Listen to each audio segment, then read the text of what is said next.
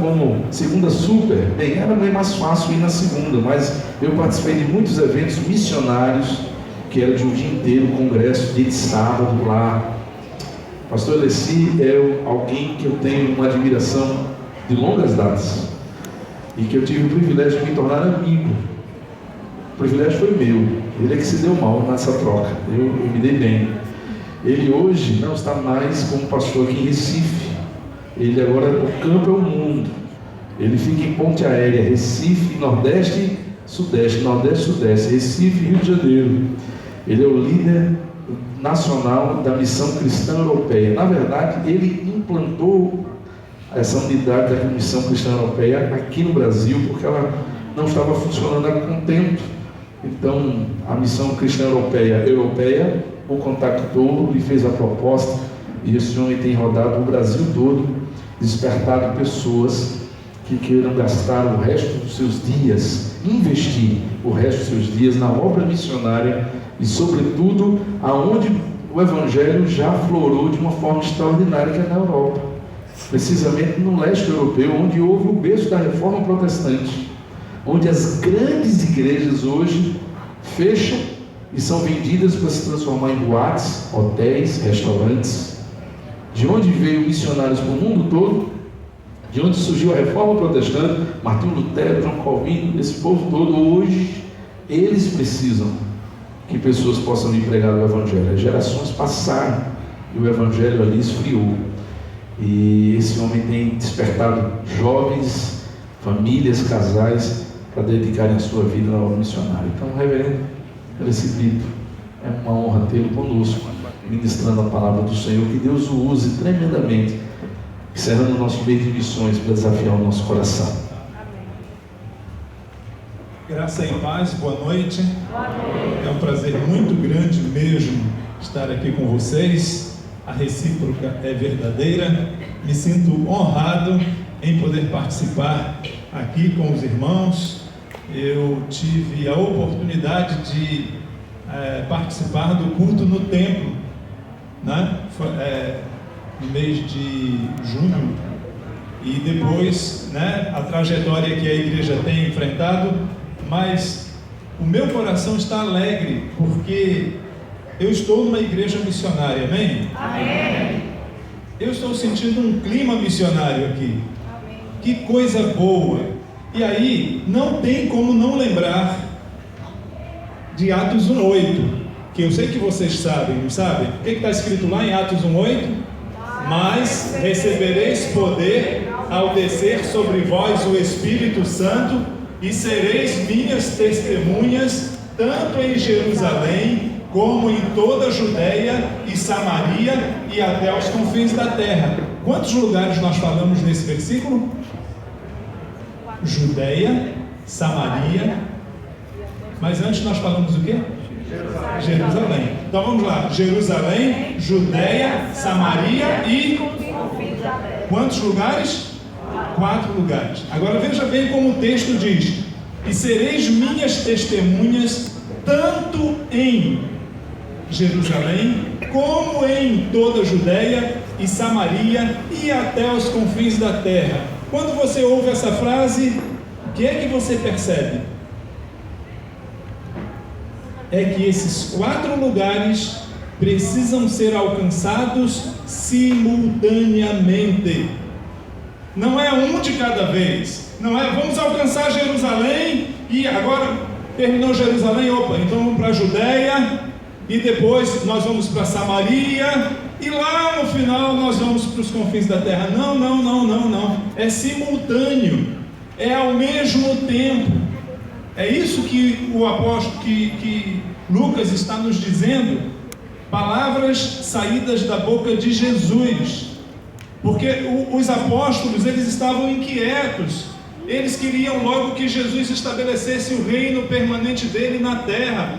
E eles estavam perguntando: Senhor, até quando? Quando é que o Senhor virá para instaurar o teu reino?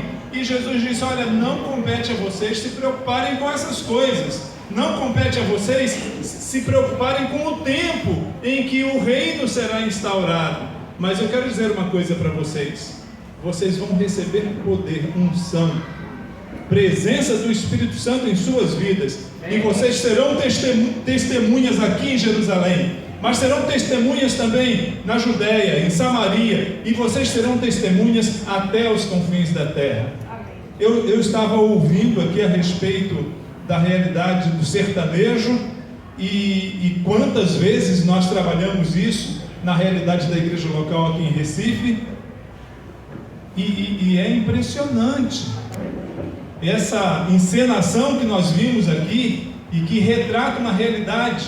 Não foi uma história inventada, fato ocorrido nessa experiência da própria igreja local aqui e em tantas outras realidades. Pessoas que nunca ouviram falar de Jesus. E é assim também nos outros lugares, até os confins da terra. Deixa eu falar para você rapidamente alguma coisa sobre a Europa. O pastor já fez uma introdução aqui, então eu já vou para exemplos pontuais, específicos. Falando de leste europeu, a Croácia, você já ouviu falar na Croácia? Já, né? Croácia é conhecida. A Croácia tem 4 milhões e meio de habitantes. 4 milhões e meio de habitantes.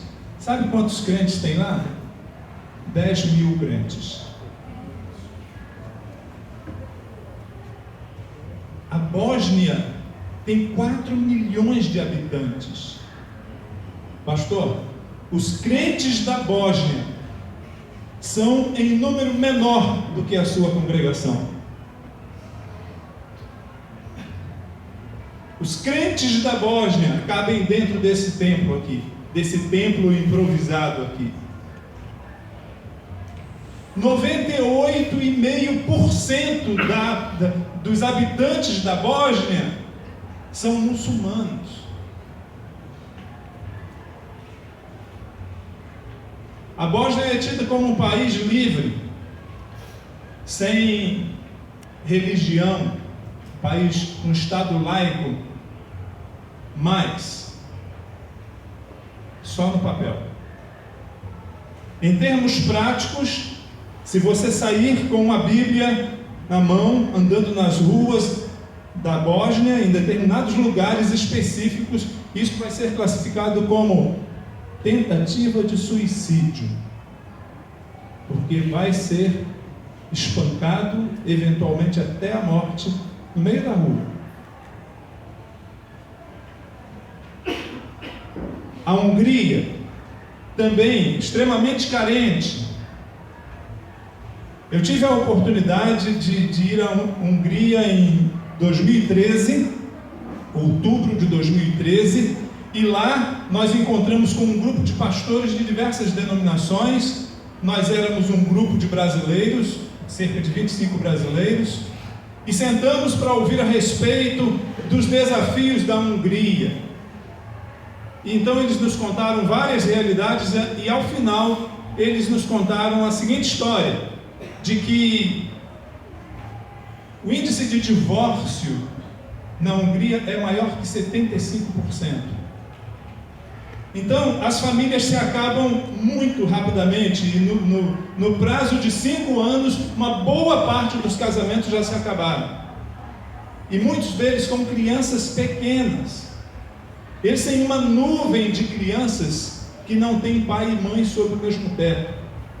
E essas crianças estão perturbadas, estão com o olhar perdido, estão sem sentido, porque não tem amor, não tem carinho, não tem aconchego, não tem casa, não tem família. Casa no sentido de papai e mamãe juntos sob o mesmo teto. E eles tentaram de tudo, e eu quero dizer para vocês que o governo húngaro não é cristão. Eles tentaram de tudo para reverter a situação, para trazer as crianças para a realidade da vida. Isso no contexto escolar, ali antes da alfabetização, já acolhendo o mais cedo possível a criançada. E depois de tentarem tudo, eles disseram, não tem jeito, vamos ter que chamar os crentes para ensinar as nossas crianças no início da sua caminhada. Então eles fizeram um projeto e chamaram os cristãos, a liderança da igreja húngara, e disse: olha, nós temos o seguinte projeto, vocês vão cuidar de 25% das crianças entre 4 e 6 anos para ensinar a Bíblia para elas.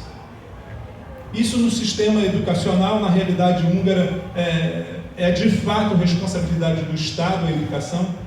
E aí, vocês vão fazer isso e nós vamos dar toda a estrutura, empregar, dar toda a estrutura suficiente para vocês cuidarem dessas crianças. E nós queremos saber o que vocês têm a dizer. Então, terminaram a reunião e os evangélicos marcaram lá seus encontros e estudaram a questão, e na data marcada voltaram ao governo e deram o seguinte relatório: infelizmente, nós não podemos aceitar a proposta de vocês, porque nós não temos gente na igreja para ensinar as crianças que você quer colocar nas nossas mãos. E sabe, aqui a gente tem um monte de gente batendo cabeça, fez a PEC, fez tantos cursos, e a gente continua fazendo os cursos, e uma porção de gente sentada no banco, sem trabalhar, capacitada, e realidades assim lá do outro lado do mundo. Eu queria passar um slide, tá ali, Missão Cristã Europeia, pode passar? Servindo a igreja brasileira. Como servindo a igreja brasileira? É que nós estamos aqui para ajudar a igreja brasileira a facilitar a chegada dos seus vocacionados para a Europa, na Europa. Nenhuma igreja local fala: você quer ir para a Europa? Vá, meu filho, a gente vai cuidar. Tem de ter o meio de caminho, tem de ter agência missionária. Há algumas agências missionárias no Brasil que fazem essa conexão com a Europa, e a Missão Cristã Europeia é uma delas. Pode passar? E também servindo aos povos não alcançados da Europa. Então a gente quer alcançar os povos. Eu falei aqui 3, né? Posso falar vários.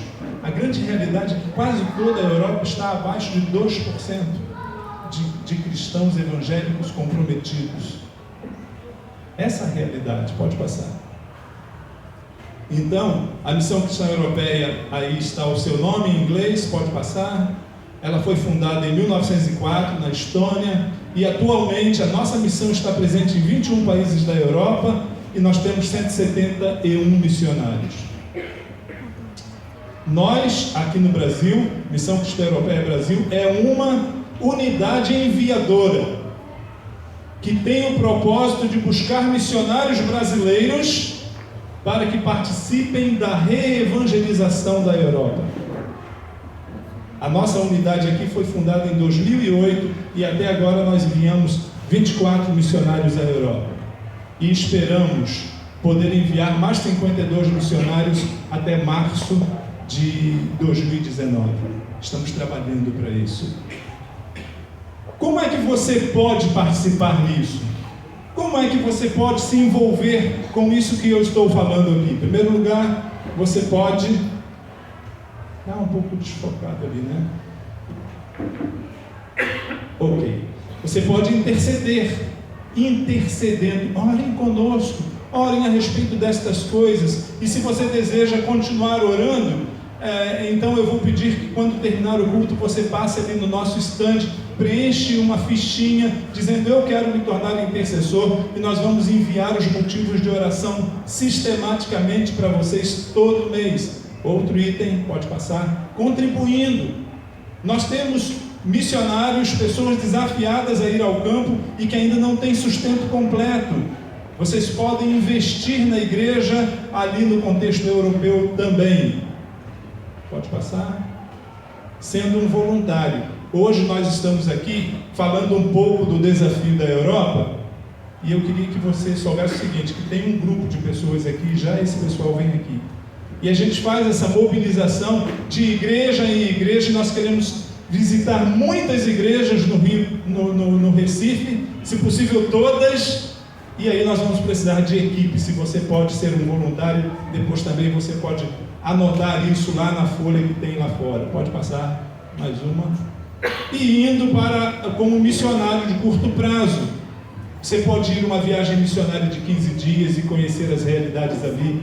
Você pode ir por 6 meses num período que você esteja esperando o semestre de início das suas aulas no vestibular que você passou, então você pode ir lá. E além disso, último item, você pode ir como missionário residente na Europa.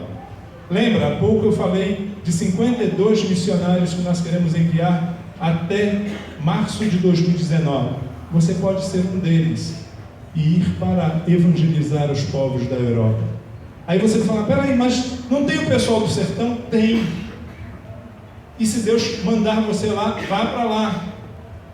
Mas se Deus falar com você a respeito dos confins da terra, então pode ser que esse confins da terra para você seja um país da Europa. Tem um grupo de pessoas que vai e que está aqui conosco hoje. Eu queria que você saísse rapidamente do seu lugar, você que está aqui e que vai falar o seu nome, vai colocar o seu rosto diante dos olhos desse povo. Venha até aqui e fale a respeito do que Deus tem colocado no seu coração.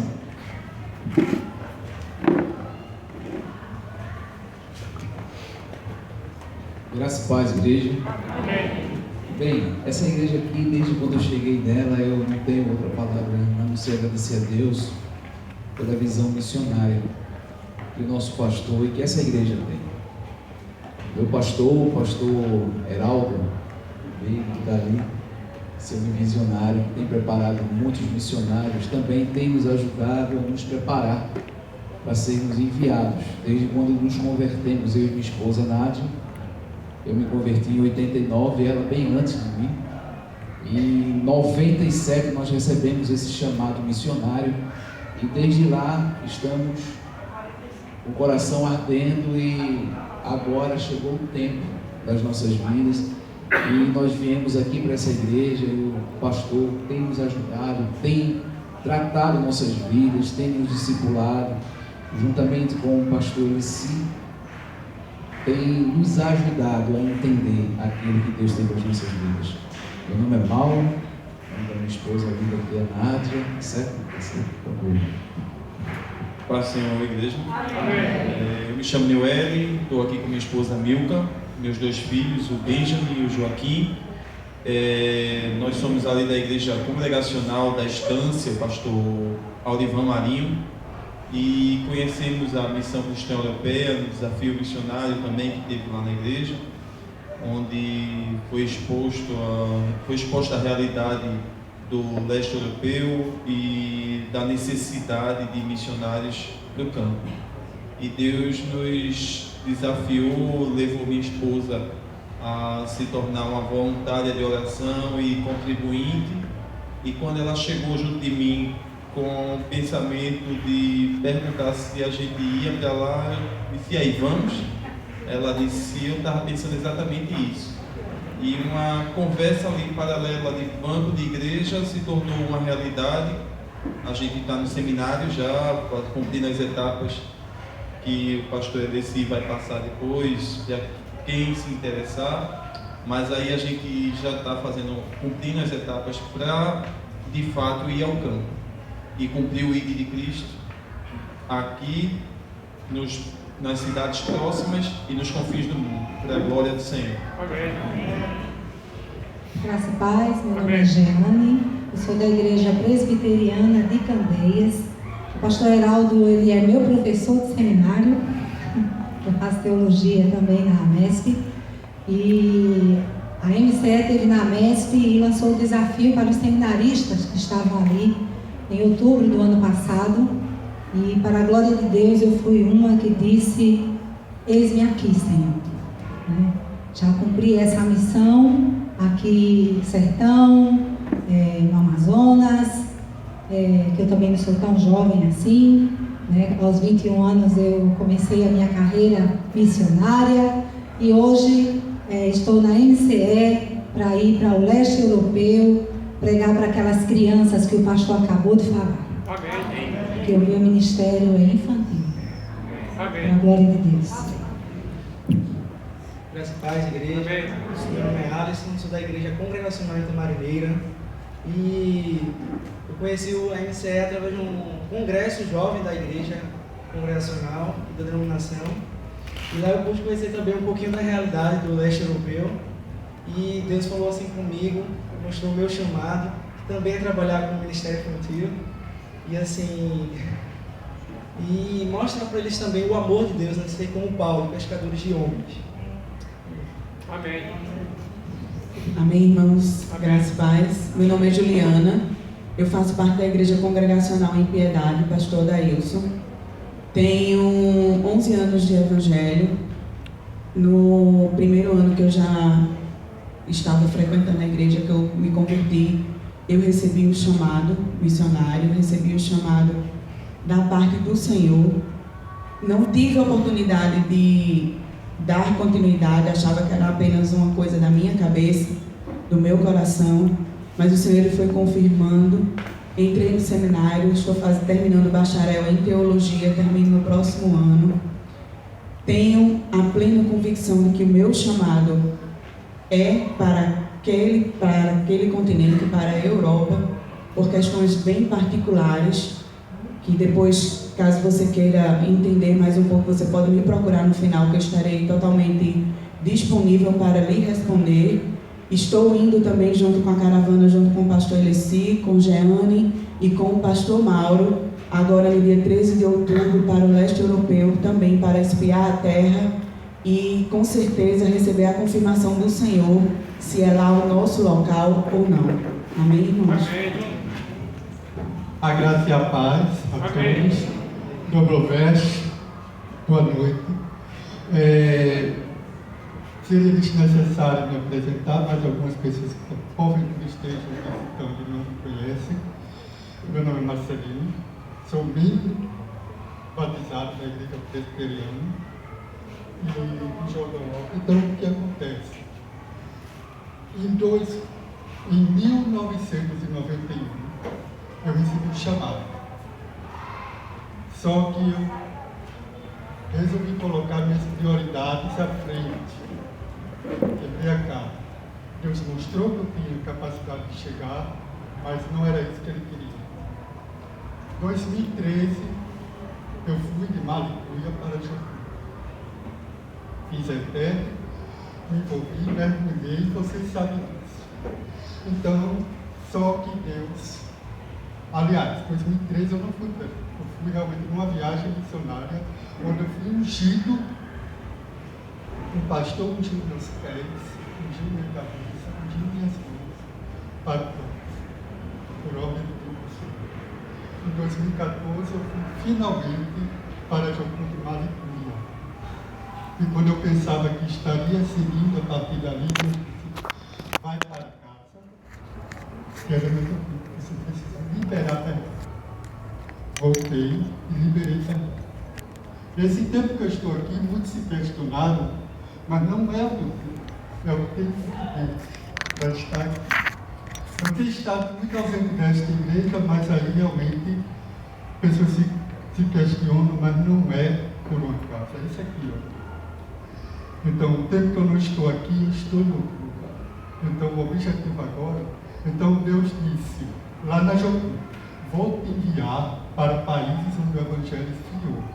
Vai para casa e para a resposta. Ele deu. E eu tenho absoluta convicção de onde eu estou pondo os meus pés. Não é fantasia, não é sonho pessoal de querer ir. Pastor, ele se perguntou, para qual país você quer ir? Pastor, está na direção de Deus. O objetivo hoje é a Croácia, para trabalhar com a população em geral, implantando igrejas, edificando igrejas e, porventura, com jovens e liderando equipes. Mas hoje não é brincadeira. Eu já convidei para ir a atividades de evangelismo, não foi lá mesmo. Quem já foi comigo sabe que o negócio é sério. Se não tenho saído ontem com um grupo com a igreja, é porque eu já estava em outra atividade missionária também agendada que não foi com esse grupo. Então eu estou aqui colocando dentro da igreja, dentro das pessoas, e o objetivo é sério. Então agora, o objetivo é levantar uma base de oração, levantar parceiros de oração, mas também parceiros de bolsa.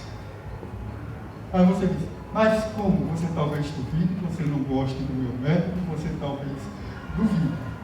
Mas o Rei dos Reis foi que me chamou para estar lá. E como é que você vai falar? Eu estou estudando a língua bíblica. Eu já me comunico com pessoas, desde a época da Jocum, com pessoas de 40 nacionalidades diferentes. Então não vai ser, isso não é mais um obstáculo, isso é mais um desafio que Deus estará superando na minha vida, que é aprender uma nova língua.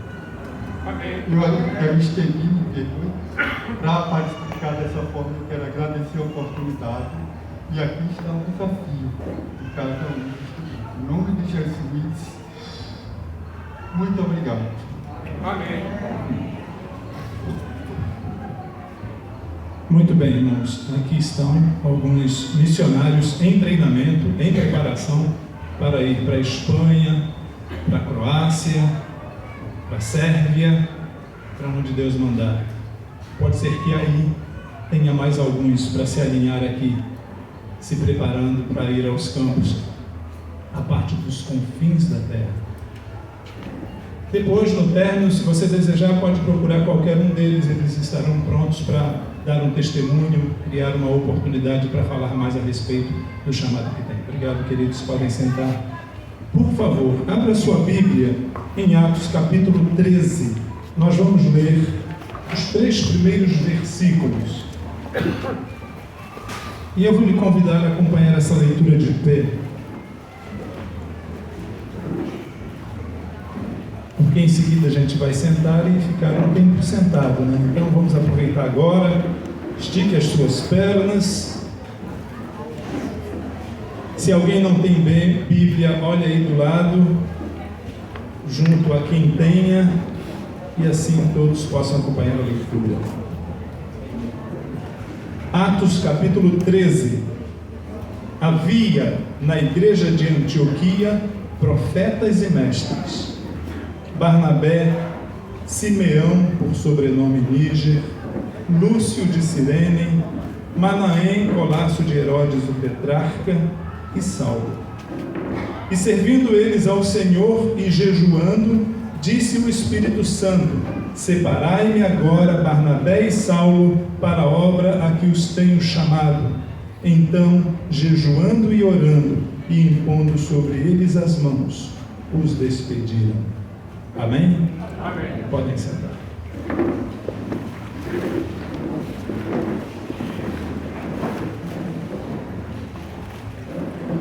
O texto que nós acabamos de ler é uma referência muito especial para a igreja de qualquer lugar e de qualquer época. O que eu estou querendo lhe dizer é que nós sempre olhamos para a igreja de Jerusalém como uma igreja modelo, como uma igreja referência, na qual nós devemos nos inspirar, com a qual devemos aprender tantas lições, e isto é verdadeiro. A igreja de Jerusalém é uma igreja encantadora, é uma igreja que inspira o nosso coração. Quando nós lemos em Atos 2, os versículos 42 a 47, nós observamos que a igreja de Jerusalém era uma igreja perseverante. Ela perseverava na oração, ela perseverava na doutrina dos apóstolos, ela perseverava na comunhão. Era uma igreja vibrante, era uma igreja que se reunia nas casas, porque eles se reuniam no templo, adoravam a Deus, mas também nas suas casas se reuniam, e isso daí encantava a população. A Bíblia nos diz que enquanto eles faziam isso, dia a dia acrescentava-lhes o Senhor os que iam sendo salvos. Então a multidão crescia, a igreja se multiplicava rapidamente, porque os membros da igreja estavam profundamente comprometidos com o Senhor Jesus e não se envergonhavam da fé que tinham. Então aquela gente, aquele povo, aquela igreja, sem dúvida nenhuma é uma igreja inspiradora. Era a igreja de Jerusalém. Mas deixa eu lembrar para você uma coisa. Lá em Atos 1:8, Jesus havia dito que os discípulos deveriam permanecer em Jerusalém até que do alto fossem revestidos de poder. E Jesus diz que eles seriam testemunhas em Jerusalém. Um momento complexo, porque vai desencadear uma perseguição. Em Atos 8:1 está dito que essa perseguição foi desencadeada de fato. Você pode olhar comigo ali em Atos 8, versículo 1. Ali está dito assim: depois do martírio de Estevão, Saulo consentia na sua morte. Naquele dia levantou-se o quê? Levantou-se grande perseguição contra a igreja em Jerusalém. Aquela igreja estava num processo de maturação, estava num processo lindo de multiplicação, de crescimento, de unidade, impactando a cidade de Jerusalém. E de repente, a partir de um determinado momento de maturidade, Deus permite que lhe sobrevenha uma perseguição. E o texto segue dizendo que todos, exceto os apóstolos, foram dispersos pelas regiões da Judeia e Samaria. Estão percebendo? Eles estavam em Jerusalém, mas agora estão dispersos, sofreram perseguição e foram por Judeia e Samaria. E aí o texto passa a relatar a respeito de Samaria. Mas o que é que isso tem a ver com Antioquia? Que eu disse lá no início, é uma igreja referência para nós. Porque Antioquia, digamos assim, é um desdobramento da igreja de Jerusalém. É interessante que o texto, quando menciona a igreja de Jerusalém, e depois ela pula para a igreja de Antioquia. O que tem essa igreja de Antioquia de tão especial? Como foi que essa igreja veio a existir? Se você virar 2 ou 3 páginas, você chega no capítulo 11 e está escrito assim no versículo de número 19. Então, os que foram dispersos por causa da tribulação que sobreveio a Estevão, está falando lá do drama de Atos 8:1, né? A perseguição veio. A dispersão ocorreu como um desdobramento da tribulação que Estevão sofreu. Espalharam-se até a Fenícia, Chipre e Antioquia. Então aquele pessoal que estava lá em Jerusalém, alguns chegaram a Antioquia. E aí começa a se desenhar um cenário, porque a igreja de Antioquia estava para nascer.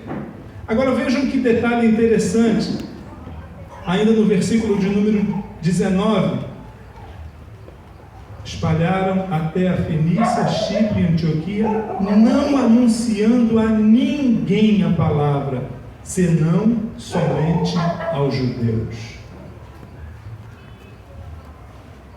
Então era ainda com o pessoal de casa.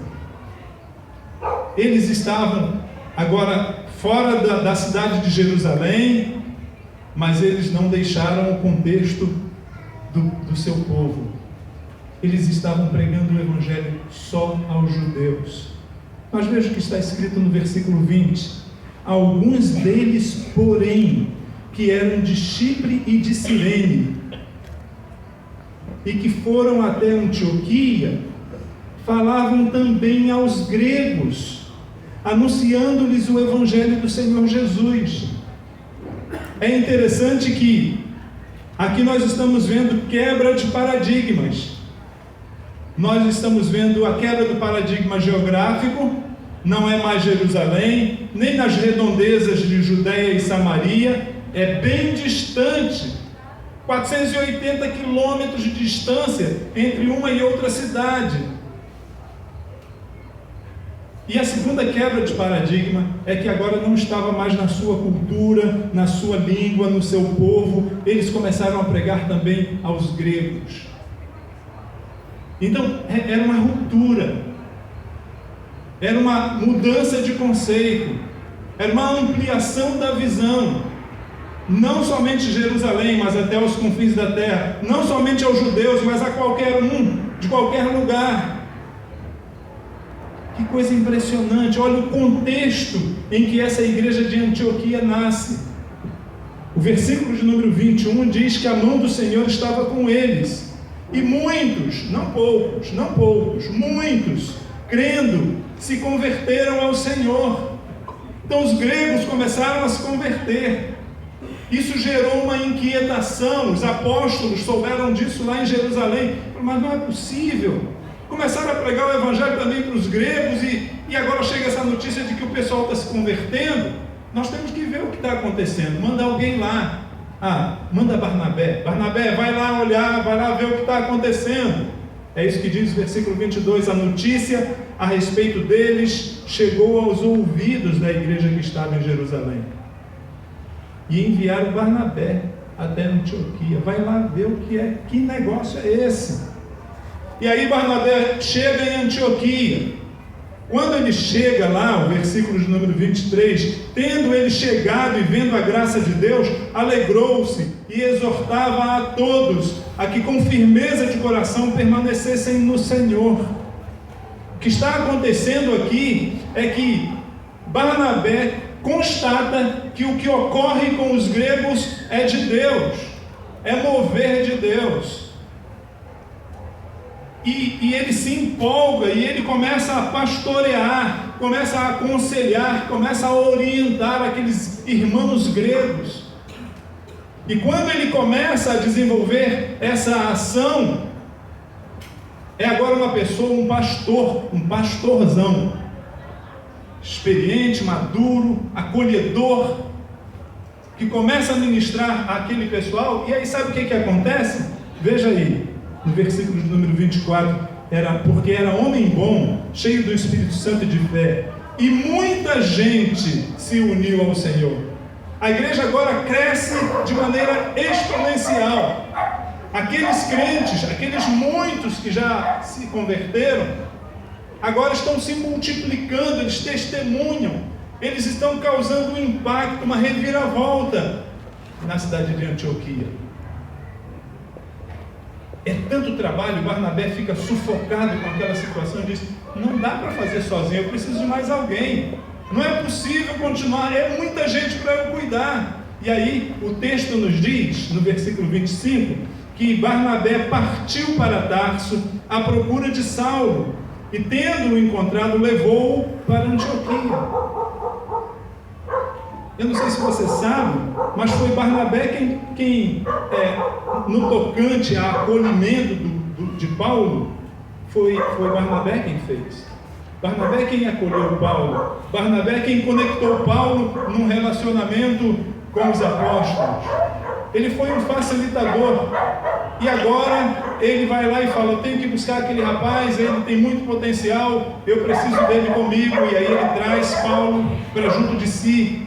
E quando os dois estão em Antioquia, eles passam a discipular, eles passam a ensinar a palavra de Deus. Gente, evangelho, relacionamento com Deus, relacionamento com Jesus, passa pelo processo do discipulado, do ensino, do preparo, do confronto, do polimento. E é isso que Barnabé e Paulo fazem. O texto é claro. Nos diz assim: e por todo um ano se reuniram naquela igreja e ensinaram numerosa multidão. Não basta receber a Jesus como Senhor e Salvador, tem também de crescer em intimidade com Ele, de crescer num relacionamento de vida com Ele. Se você de repente vai vivendo a vida cristã descansado no fato de um dia ter recebido a Jesus como Senhor e Salvador, eu quero lhe dizer que depois da conversão vem uma caminhada de proximidade com o Senhor. Vem a caminhada num processo de santificação de vida, num processo de conhecimento daquilo que o Senhor quer para nós, conhecimento da mente de Cristo. Nós não podemos nos conformar com o fato de ter recebido a Jesus como Senhor e Salvador, mas nós precisamos prosseguir em conhecer, em crescer no nosso relacionamento com Ele. É disso que Lucas está falando quando escreve a respeito do trabalho que Paulo e Barnabé desenvolvem com os novos convertidos da igreja de Antioquia. E aí sabe o que acontece? O texto nos diz que o impacto foi tão grande na igreja de Antioquia, ou melhor, na cidade de Antioquia, que as pessoas começaram a reconhecer que aquele pessoal tinha um compromisso com Jesus. O texto nos diz que foi ali que pela primeira vez os discípulos foram chamados de cristãos, de pessoas parecidas com Jesus Cristo. Os crentes de Antioquia ficaram parecidos com Jesus. Então note como que essa igreja surge.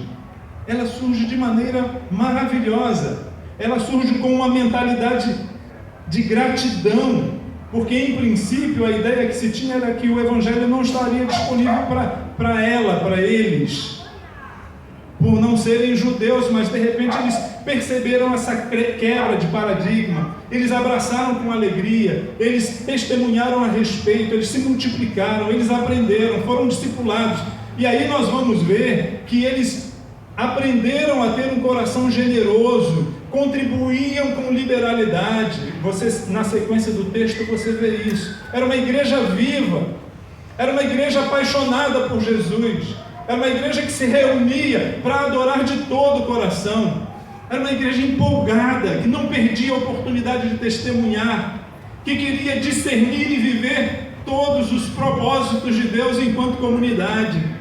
Individualmente os crentes estavam empolgados, buscando crescer cada vez mais e ser um instrumento nas mãos do Senhor para a honra e glória dele.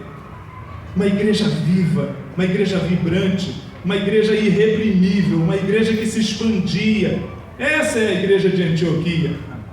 E aí, essa igreja, depois de estar fazendo todas essas coisas, ela fala: Senhor, e aí? Nós já estamos fazendo isso, como é bom!